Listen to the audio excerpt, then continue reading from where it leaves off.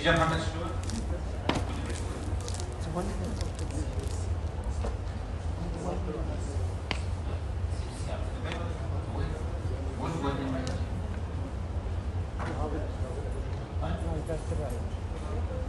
مين سيارة العقار؟ قاعد يدرسوها.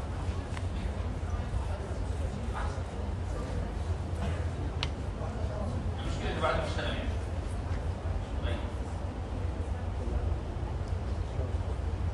صار مكيف ولا تدفئة؟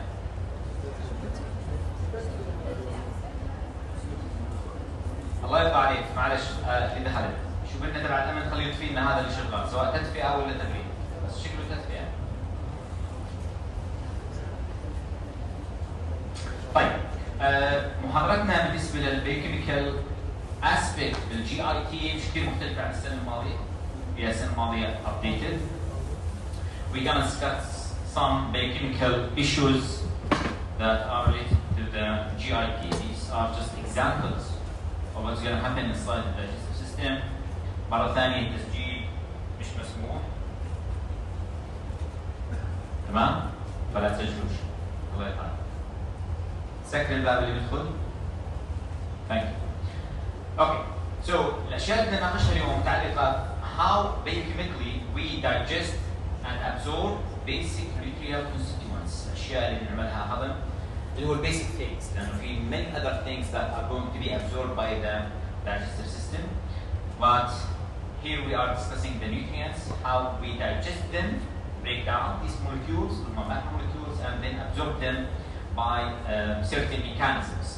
So we have this textbook, Basic Medical Biochemistry, a clinical approach, and these are the chapters that have been included as material in this chapter. وممكن أشياء حتى من خارج هذا التكستبوك كما جرت العادة بالنسبة للموديولز.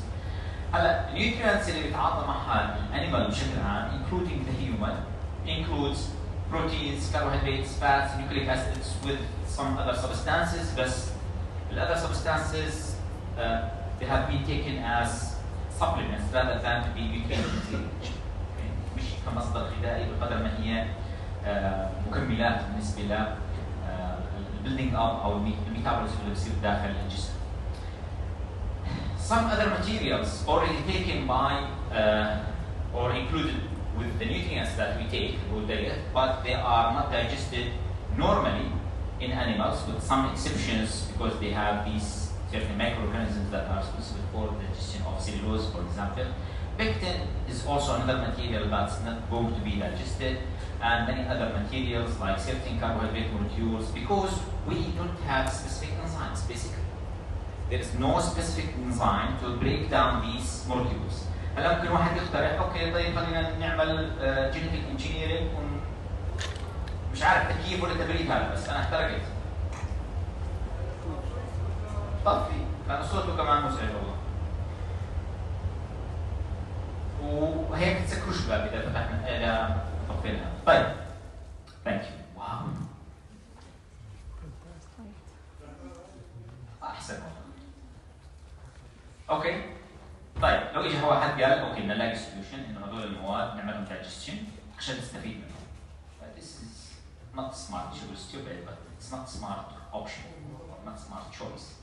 And هذول designed not to be building units or supplement to the body, so they will interfere with the normal or natural metabolism, like aspartame, for example. زي ما تعرفون انه بيستخدموه مثلا كبديل بالتحلية. Okay? لأنه بعطينا taste. But the recent reports are talking about the possible carcinogenic effect of aspartame, for example. خصوصا انه هو not digestible component. Confirmed? هلا لما تقولي confirmed معناها بس تاكل بصير سرطان. بس one experiment showed okay which is good thank you شكلها. هلا بالعاده بالريسيرش بتقول مثلا محمد كمان اوكي محمد هيك قال اللي معهم بس بيطلع محمد قال showed انه الاسبارتام enhance cancer growth يعني عرفت لانه قضيه انك كارسينوجينيك is not easy word to say. عشان هيك في debate مثلا على التدخين carcinogenic, but it's associated with demonstrated إنه في carcinogenic behavior أو influence أو whatever. هذا بنحكي له بصير. ما في شيء اسمه confirm إلا إنه أنت على سبيل المثال تكبس الكبسة بصير هيك. بنعطيه بصير كانسر. فpossibly associated with cancer، فعشان هيك أي شيء possible خلص صار إنه هو بالF D A سواء وين ما كانت هي الF D A، إحنا اسمها F D A J مثلا بالأردن، مسؤولة عن مكونات غذائية في أسفل. السؤال إنه وليش أخذ أبروفل من أول؟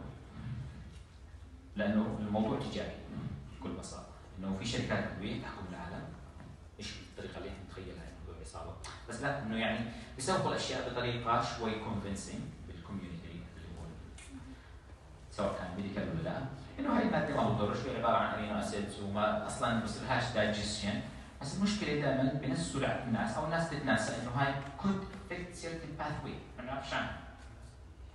فبالتالي أي شيء دخيل زي قصة المثال اللي قبل شوي، بعمل دايجيشن مشان أصير أهضمهم. ليش بتهضم السيلولوز؟ ليش بتهضم البكتين؟ هو naturally it's there because there is specific function for this kind of fiber. It's meant to be fiber. الأصل إنها تكون على شكل fiber rather than to be digested لأن في other sources and so on. مشكلة أخرى طبيعية صارت عندنا السكروز. السكروز عبارة عن natural product but it's not the major nutrient component بالمنيو تبعنا. ما كان في سكروز على التيبل تبعتنا بالطريقة اللي احنا نتعامل معها الآن. أو على سبيل المثال الكربوهيدراتس أو many other things. على المنيو تبعتنا كهيومن كان في أشياء أساسية، بس لما صار السكروز صارت المشاكل الأخرى. هسه واحد يقول لي اوكي ما كان موجود بالعسل، كم واحد باكل عسل كان كل يوم مثلا. هلا تشرب علبة بيبسي فيها 11 جرام 11 جرام يا اخوان، علبة البيبسي 11 جرام سكر، وزنهم بالبيت وحطهم اوكي، لأنه البنات باكلوش شوكولاتة بس بيشربوا بيبسي مثلا، يعني بقتنعوا ما فيها غازية بالثالث، بس كمية السكر فيها هائلة جدا. عشان يلاقوا حل يضلوا يسوقوا بيبسي بدهم بيع وكل بدهم بيع وسوفت درينكس بغض النظر عن اسم الشركه انه هون ما لهاش حدا، بس الفكره بدنا نلاقي بديل صحي.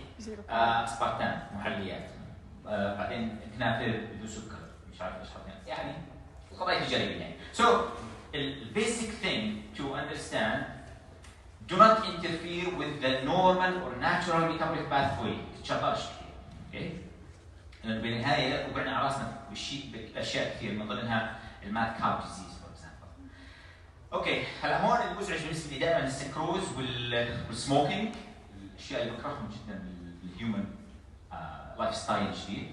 الستارش واللاكتوز already there in our menu for certain period of time. رغم ذلك في عندنا بعض المشاكل احيانا متعلقه باللاكتوز which is cases that we can deal with. هون باجي بحل المشكله انه انا مش قادر افهم اللاكتوز بتدخل، بس مش العكس، بفرض دايجيشن جديد. هاي بعض الاكزامبلز اللي احنا ممكن نتطرق لها. طبعا ليش هذول الكومبوننتس وامريكا طب ليش جت عندنا؟ لانه اصبحنا قريه صغيره، يعني الغذاء تبعنا ستارش، لاكتوز، وسكروز، كل الاشياء اللي فيها ماده حلوه، الرز والخبز الموجود عندنا، طبعا هم الستارش بشكل اخر بالنسبه لهم بطاطا بامريكا، والكورن، اللاكتوز اللي هو الحليب.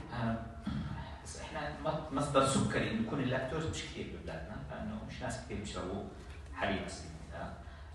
وهذا بسبب مشكله ثانيه، انه في عندنا فيتامين دي ديفشنسي.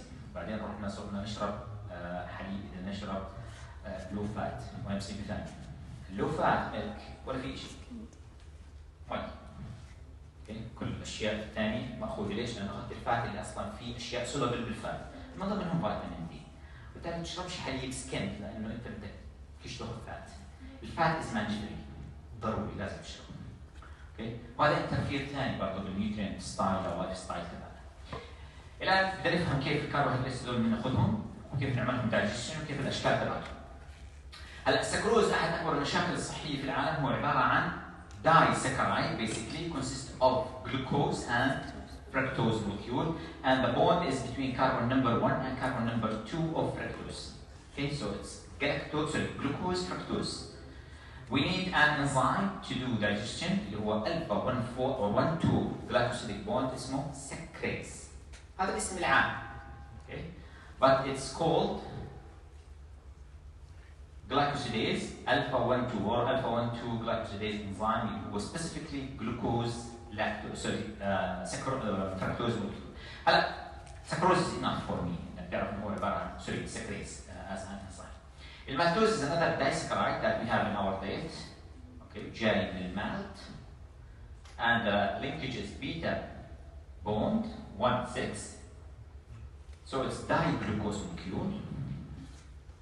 الدايجلوكوز هذا بنسميه مالتوز. الانزيم مالتيز انزيم. اللاكتوز is galactose glucose. ما حد يقول لي جلوكوز galactose. الرابطه جايه بين 1 carbon number 1 of galactose with glucose beta 1,4. We have enzymes to digest these molecules, sucrase, lactase, and maltase, and they are normally there, and they have to do their function. We have some rare examples or rare cases in في deficiency بعض الانزيمز. أكثر واحد common فيهم lactose intolerance اللي هو lactase deficiency. وkeep in mind إنه هو عبارة عن spectrum. يعني في levels. في ناس عندهم extreme deficiency 100% deficiency بالانزيم مشترك. في ناس عندهم 25% 20%. بس معظم الناس at certain age يعني eventually they will develop lactose intolerance لأنه بطل اللاكتيز يشتغل عندهم. Okay, it's not anymore secreted. بس بيعتمد على نوع population. Asians for example عندهم lactose intolerance أعلى من European population like Deutschland. Okay. هلا الكاربوهيدرات in general is how we get them. كيف يصير عندنا maltose كيف يصير عندنا lactose من nutrients. بس في عندنا بعض المركبات اللي تنتج نتيجة الدايجستشن لبوليساكرايدز زي الستارش زي على سبيل المثال الجلايكوجين إذا أخذناه عن طريق مصدر حيواني. So most of the polysaccharides that we have they are polyglucose molecules. معظم السكريات اللي polysaccharides عبارة عن polyglucose. Mainly we have starch and glycogen. تمام؟ هلا الستارش بانواعه في عندنا نوعين، نوع برانش ونوع انبرانش حسب البيسك بايوكيمستري. هلا يا بنسميه اميلوز او امينو. اوكي؟ وهذا البرانشنج اللي هو السبب انه احنا بنخزنه بكميات اكبر بالنسبه للبرانش. Glycogen is the branched one compared with the amylose and amylopectin. Starting with the first step of digestion, which happens in the mouth. So the first part is the mouth one, and the salivary amylase, which is similar to the alpha amylase, start to break down our polysaccharide to produce what's called dextrins. اللي هم عبارة عن pieces of or oligosaccharides or glucose units, and you will have some monomeric structures as well as the maltose. فإذا في عندك starch أو glycogen, the eventual products will be these molecules. Small amount of glucose units, maltose, diglucose, and dextrins. Later on, after passing the stomach, you will reach the small intestine site, and there you will have more amylase digestion by alpha amylase enzyme. الشغلة ضروري نتذكرها إنه هذا الألفا amylase is similar to the alpha amylase that we have or amylase that we have in the salivary gland. بس الsalivary gland amylase will be broken or deactivated بالstomach لأن هناك في digestion لكل البروتينات. So the pancreas will start to secrete amylase in order to have further more digestion, and due to that you will have more single subunits of glucose and more maltose. بس هذول لا ما بينتجوا نتيجه digestion للاميليز لان هذول اصلا برودكتس لحالهم ما بيجوا من اي بوليساكرايد. They are already disaccharides that we have in our nutrients. هم الدايساكرايدز بطبيعتهم. بيجوش break down the polysaccharides. ما نخربطش هذول مش بسبب الاميليز. هلا eventually you will have these disaccharidases بسموهم. المالتيز واللاكتيز والسكريز disaccharidases, and they are localized on the surface of the digestive system بالايليوم. Why they are there؟ ليش على السيرفيس مش solution بصير له excretion؟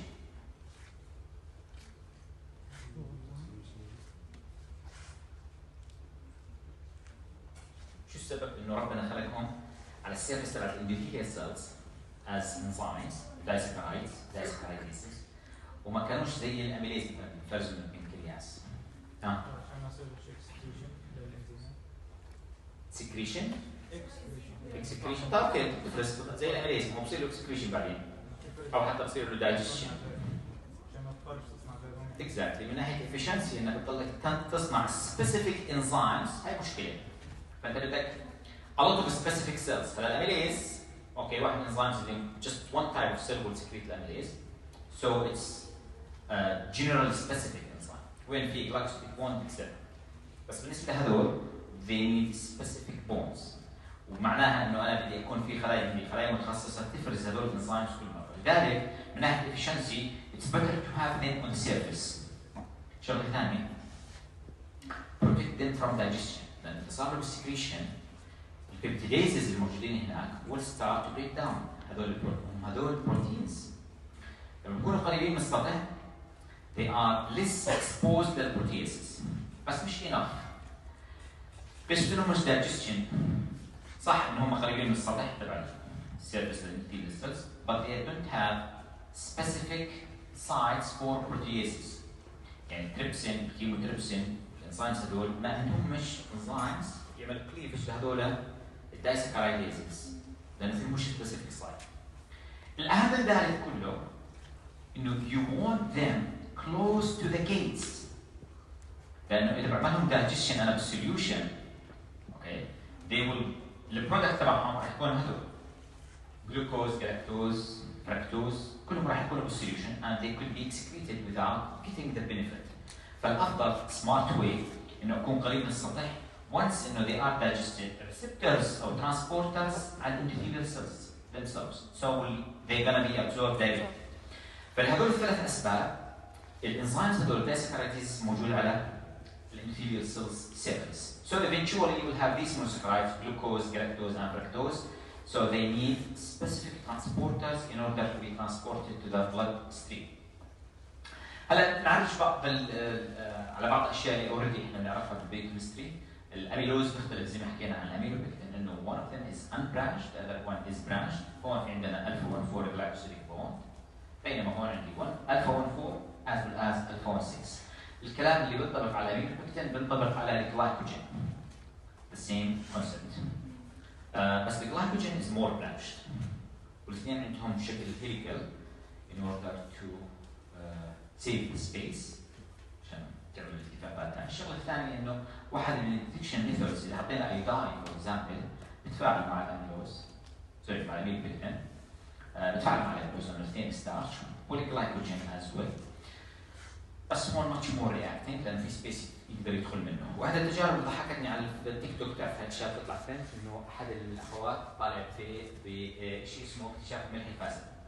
جرب ملح خشن، جرب ملح ناعم بالسوق وقال انه هذا الملح الناعم مسرطن وديروا بالكم في مؤامرة علينا بايدن طول الليل سهران يفكر فينا بده يسرطنا بالملح. فشو راحت جابت؟ مية الرز تمام وخلطتها مع الملح الناعم نفس مية الرز اخذت عينه ثانيه وخلطتها مع الملح الخشن اللي بنباع هذا مشان المكابيس البيكلز والاشياء. فطلع معها هون لون بنفسجي فقالت شوفوا بعينكم انه يعني اتس ريال اكسبيرمنت وجدت انه في لون بنفسجي طيب الكلام وانه هاي الماده المسرطنه اللي حاطين لنا اياها اللي بتعملين علينا مشان تسرطن ونبطل نخلف كمان. ليه صار اللون هذا؟ ما هو الملح هذا فيه يود فهي اثبتت انه في يود بس ما بتعرفش انه يود اصلا. طيب اوكي هاي مشكله كمان بربع العلم تمام. ربع العلم بروتين الدوائي يعني زي قضيه انك تعرف انه الشعر فيه كيراتين فبتروح تبيع منتجات بتقول فيها كيراتين والكيراتين بروتين بنصنع بالخليه يمكن تجيبه من برا فهي ما فيهاش كيراتين فيها مواد كيميائيه بتذوب الشعر مثلا المستحضرات اللي بيستخدموها زي حمام الزيت هذا الكولاجين انه بعطيك كريم فيه كولاجين او يمكن حكيت ما بعرفش بكرر مواضيع كثير او حبوب كولاجين كبسولات بتتباع 28 دينار بتنوصف. اذا بتقرا المكتوب عليها you could laugh or cry يا بتضحك يا تبكي والثنتين مع بعض لانه هاي عباره عن بالعاميه احنا بنسميها قرقوشه كارتج تبع الحيوانات حموم ومكتوب كبسولات وبيعك اياها 18 28 دينار United States وامريكا FDA approved مش دواء بقول لك هذا سبلمنت وبنباع على اساس انه كولاجين، لانه الحجه بدها ركبها بوجهها، بس لما اخذت 3 حبات طابت سبحان الله يعني البلاسيبو افكت. يس. سو يعني رفع العين مشكله، لانه ما قرأ الجزء الثاني انه كيف بنصنع الكولاجين، لازم انا يكون عندي فيتامين سي ويكون عندي بروتينات والايجنج بوقت وقته وقصص من هذا النوع. او بصير ابيض يعني نحط كريمات. anyways هلا شغله ثانيه تربط المولكيولز ببعضهم قضيه الكربوهيدرات ميتابوليزم. وي كود سينثسايز فور اكزامبل الكربوهيدرات زي الجلوكوز من بعض الامينو اسيدز. هذول الامينو اسيدز سميناهم اسم خاص احنا، اسمهم جلوكوجينيك امينو اسيدز. تذكروا؟ الامينو اسيدز اللي بتعطينا الجلوكوز نسميها جلوكوجينيك امينو اسيدز. في عندنا 10 like 9 to 10 امينو اسيدز ممكن نحولهم لكربوهيدرات مولكيولز وخصوصا الجلوكوز. اوكي؟ هلا الفكره انك توصل للستيب تبعت اللاكتيت او الفوسفوريل بايروفيت، فاي مصدر بعطيك هدول المركبات you could do what's called the gluconeogenesis. فالجلوكونيوجينيسيس او صناعه الجلوكوز بس بده بريكيرسر ممكن يكون جاي من الامينو اسيدز، بس مش ممكن يكون جاي من الفاتس. Fats cannot be converted to carbohydrates. خط طبعا لغايه الان ما في ميتابوليك باثوي بتحول الدهون لسكريات. تمام؟ بينما العكس وارد جدا، اصلا هو الاصل ان الكربوهيدرات ممكن تتحول الى دهون، وهذا بسبب مشاكل السمنه انك تاخذ سكريات تحول الى دهون. هلا ليش الجلوكوز تحديدا؟ لانه كونكشن مولكيول مع اذر مونوسكرايز لايك فركتوز، جلاكتوز، زايلوز، انا برجيك الزايلوز. اوكي؟ and many other sugars, hundreds of types of sugars اعتمادا على الفانكشنال جروبز وعلى عدد الكربون. ممكن يكون بنتا، هيكسا، هيبتا، many types, trio, depending على عدد الكربون. اوكي؟ So this is the fructose molecule for example, and this is the galactose similar to the glucose molecule, and this is the glucose one. This is the deoxyribose, which is important for DNA structure, and this is the ribose itself, which is important for the RNA structure. هذا الفرق بين الريبوز deoxyribose for example. طيب شو مصير undigested carbohydrates وليش موجودين؟ Could be digested by other organisms, but not by human or animals for certain purposes. But they are related with bacterial fermentation, for example. Okay, so microorganisms can digest these molecules, and the process is called fermentation. So it will produce many gases. عشان هيك إذا في عندنا أصلاً natural digestible carbohydrates إذا ما انهضموا البكتيريا تعملهم digestion بالfermentation وبصير في عندنا floating, diarrhea and so on. لذلك من أعراض التسمم بسبب الانتوليرانس عدم القدرة على الدايجستشن لنوع من الكربوهيدرات زي لاكتوز for example، أو ممكن يكون sucrose itself by certain cases، أو any other type، أو maltose في maltase deficiency أو weakness.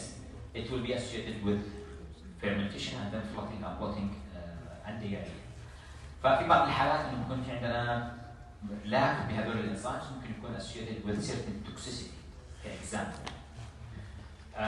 هلا نيجي لاول عمليه دايجستشن شو ممكن ينتج عنها بالاضافه للمالتوز والليوساكرايدز. زي ما حكينا المالتوز واحد من البرودكت اللي هو الداي جلوكوز. الايزومالتوز بيشبه المالتوز ولكن رابطه مختلفه 1,6 وهنا 1,4. ليش هي نتجت هون؟ لانه في عندي مكان في 1,4 جلايكوسيديك بوند، سوري 1,6 جلايكوسيديك بوند، وفي مكان فيه 1,4. هلا ال 1,4 هذا بعطيني مالتوز عادي جلوكوز. برضه هذا جلوكوز بس الرابطه 1,6. اوكي؟ سو ذيس از difference between maltose and isomaltose. فهذا بحاجه الى انزيم مختلف عن الموجود هون in order to be digested اللي هو ايزومالتيز بنسميه، او واحد من السكريات المرتبطه بالمالتيز او الانزيمز المرتبطه بالمالتيز. اذا كانوا ثلاثه بيكون التترا. اذا كانوا بهذا الشكل بنسميهم ديكسترينز، بنسميهم الفا ديكسترينز اللي هم عباره عن اوليغوساكرايدز. sometimes they are branched subunits. فكل هذول ناتجين عن رفع دايجستشن للستارش فور اكزامبل اللي هو الامينو بروتين تحديدا. طبعا احنا عندنا كميات مهوله من الانزيم تفرز يوميا، ومن تقريبا لتر من الصلايفه contains as well as 1.5 liter of pancreatic juice. So we have 2.5 liters that are containing amylase enzyme and many other digesting component اللي هو digestive juice اللي بنسميه. And now these nutrients have to be absorbed through specific mechanisms and in order to be transported to the blood system. And this is the thing that we are going to discuss. هلا زي ما حكينا قبل شوي انه في عندنا group of enzymes that are localized on the surface of the cell بنسميهم glucoamylase enzyme. سكريز، مالتيز. هلا شوي الاسماء بدها تاخذ نوع من التطور. ليش؟ لانه they discover انه they are kind of two units. على سبيل المثال عندنا structure اسمه سكريز مالتيز complex. هذول الاثنين موجودين مع بعض. من ناحيه efficiency it's better to have two enzymes at the same site as a complex. تريهاليز. هلا بنشوف ليش سموه تريهاليز لانه في عندنا سكر اسمه تريهالوز. طب ليش تريهالوز؟ لانه شكله مختلف عن الجلوكوز مثلا اللي هو متعودين عليه. Lactase with the glucosylceramidase enzyme is another complex. So the enzymes that we described before مش بس واحد موجودين على شكل complex structure, and now we will see how they look like. For example, secrase with isomaltase, they have this complex structure, and they are responsible for digestion of sucrose as well as isomaltose by the same complex. The secrase ما بهم isomaltase, for example. The lactase is single enzyme that is responsible for the lactose digestion or breakdown.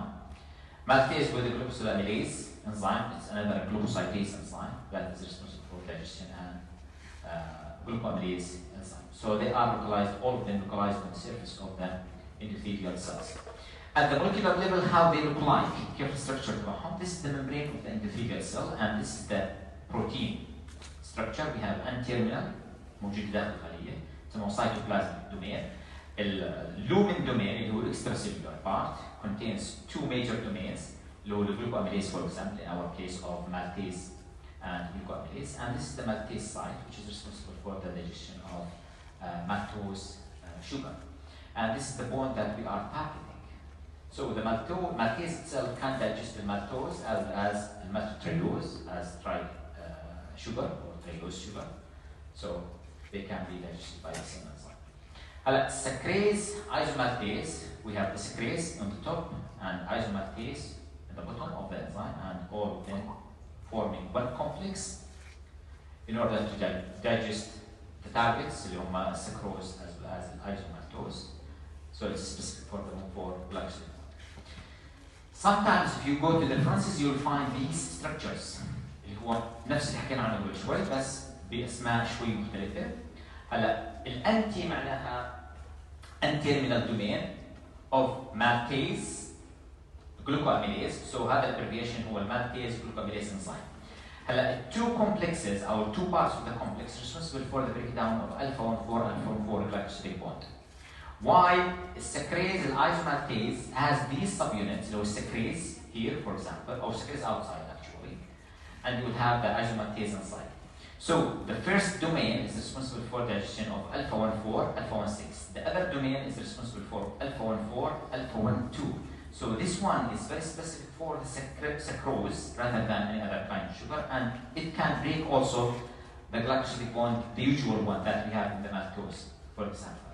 So the maltose can be also digested by these sugars, or these subunits. However, each of these subunits is specific for another kind of bond, 1,2 and 1,6. فعشان هيك هذا more specific للisomaltase. At the same time, it can digest maltose, isomaltose, and at the same time, it can digest the whole maltose itself. So they discover إن هذول عندهم multiple activity, multiple specificity for the target molecules. Trehalase زي ما حكينا هو خاص بالتريهالوز sugar, and this is the trehalose. It's 1,1 glycosidic bond rather than being 1,4 or 1,6. So it's diglucose, but at this time, the bond is a glycosidic bond is between carbon number 1 and carbon number 4. And in the case of trehalase deficiency, and this is kind of rare examples, we have a woman with toxicity because she had a meal with certain nutrients, and they suspected that she has a toxicity because of mushroom, in this case. So when they followed the history, they proposed that she could have mushroom or fungi toxicity, and they discovered at the end of the day after diagnosis, she just has a trehalase deficiency or trehalose intolerance, which is one of the rare cases that we could face in individuals. The lactose intolerance, which means that the individual has a deficiency or low activity of lactase. Again, it could be complete deficiency or low activity of that enzyme. because that enzyme is responsible for the digestion of the lactose and unable to digest this kind of bond, and the cause of the problem will be accumulation of the lactose itself. So probably in Jordan we have like 25% or 1/4 of the population with lactose intolerance. ممكن يكون ربع المجتمع الأردني عنده lactose intolerance, and I think it's under increase. في زيادة بالنسبة. ممكن يكون واحد من التوبكس إذا حدا يفكر بمشروع معين يكون lactose intolerance سواء diagnosed or undiagnosed. فاللي يفكر بمشروع ممكن يكون بهذا الاتجاه. ممكن يروح يعمل further study by genetic study نشوف الميوتيشنز الموجودة في هذا اللاكتوز، لأنه الميوتيشن لها علاقة بالليفل اكتيفيتي. فممكن يكون واحد عنده لاكتوز انتوليرانس نتيجة مش deficiency just low activity of the enzyme. ممكن يكون 10% activity. زي ما حكينا مع العمر هاي الديفشنسي بتزيد. اوكي؟ بسبب انه هذا الانزيم تحديدا اللي هو اللاكتيز is the first enzyme that will be affected if we have kind of injury digestive system and the last one to be repaired. فاصلاحه بطيء جدا انه يرجع يصير له ريكفري، والانجري يمكن يكون لاي سبب من الاسباب. اوكي. هلا اللوكيشن of the enzymes that we described starting from the duodenum area, and then we have secrase, isomaltase, beta-glycosidase enzyme. They have high activity at the duodenum area, and the glycosidase has highest activity at the ileal part. So why there is a passage of the nutrients, especially the carbohydrates, there is always digestion of the carbohydrate in a location or spatial specific manner. هلا زي ما حكينا قبل شوي انه lactose intolerance could be caused by the bacterial action as well as many other disaccharides if they are not going to be digested. So the bacteria that we have اللي هو normal flora will start to do fermentation and it will produce a lot of products. One of them is the lactate as well as the gases and certain type of fatty acids which could be beneficial actually. But the problem will be in the formation of the gases as well as the dehydration that will be caused because of the retention of the water. The problem is if you have these products and undigested carbohydrates, the water will retain in the digestive system and it will cause diarrhea. With the flooding, it will be very severe problematic symptoms in these individuals. So the solution is to supply the enzymes like lactose or lactase pills, if you would, or solution. So nowadays we have certain supplements with the lactase للناس اللي عندهم مشكلة باللاكتوز intolerance. These are some of the examples of the carbohydrates that are not going to be digested, like cellulose, because we don't have beta-1,4 glycosidase enzyme or amylase. هلا شفنا قبل شوي إنه في عندنا 1,4 glycosidase enzyme بس بالدايمرز بالدايسكرايدز. بالنسبة للبروسكرايدز there is no specific enzyme for cellulose. Certain microorganisms, certain microorganisms, they have this kind of enzyme. That's why it can be digested by these microorganisms in order to have recycling process. لأنه إذا الأشجار والنباتات مش بنوصلهاش recycling لأنه مش عندنا enzyme يهضمهم, they will accumulate, for example. So that's why microorganisms are responsible for the recycling of the plant products. والسلولوز واحد من اكثر الماكرومولكيولز شيوعا على سطح الكره الارضيه، هو الجلوكوز لانه موجود في النباتات لانها اكثر الكائنات الحيوي الموجوده على سطح الكره الارضيه. Okay, so we have also these kinds of monosaccharides that are not responsible for or actually found in certain plants as a form of gums and mucilaginous يسموهم materials. Like albinose and xylose, so they are plant products. We don't get benefits of these monosaccharides, so they are not component of our actually absorbed material rather than digestible material. These components are forming what's called pectin, which is kind of tough material in the plant in order to prevent evaporation and loss of water in certain plants. So they are just examples of the carbohydrate subunits or molecules that are very beneficial for certain organisms, not us. الكايتين is another example. الكايتين مشهور جدا اللي هو موجود في الاكسوسكيلتون للارثروبودز، المفصليات تبع الحشرات اللي عندهم زي النمل والخنافس والأخرى. هذا الاكسوسكيلتون تبعهم لانه فيش عندهم سكيلتال سيستم. So it's composed of chitin, for example. الكايتين هنستخدمه بالمجال الطبي اللي هم مكون منهم threads of surgery. Okay, these are also other types of carbohydrates that are not going to be digested in our digestive system. And something very important here. لما بنقول carbohydrate, it has to be CH2O molecule. بعض examples اللي هون they are modified carbohydrate molecules rather than being pure carbohydrate. Okay, so you have that. It's galactose actually as a basic structure, but it's modified one. So it's that. لما بفقد الشكل تبعه او بفقد الخاصيه تبع الكيميكال فورمولا CH2O ضد الكربوهيدرات بصير another molecule like raffinose for example. It consists of sucrose and galactose. It's another complex structure. Phenyl propane derivative. It's derived from carbohydrates, but it's not a carbohydrate, not anymore as a carbohydrate molecule. Something in the clinical phases is very important اللي هو the deficiency بس آخر دليل. The deficiency of the lactose اللي هو lactose intolerance. There is kind of, let me say, اللي هو weakness during the time of the lactase enzyme. And for example, at the birth, for most of the individuals, the activity is good for that enzyme for certain extent. Some of these individuals continue with the same activity, but some other individuals, after the birth, they have, especially after the weaning phase, there will be kind of lactose intolerance in a gradual manner. Gradual manner أنا هقول لك كيف بس نشرح لي حتى بصير يكره رائحة الحليب. السبب إنه في عندنا mutations خصوصا بهي الأماكن.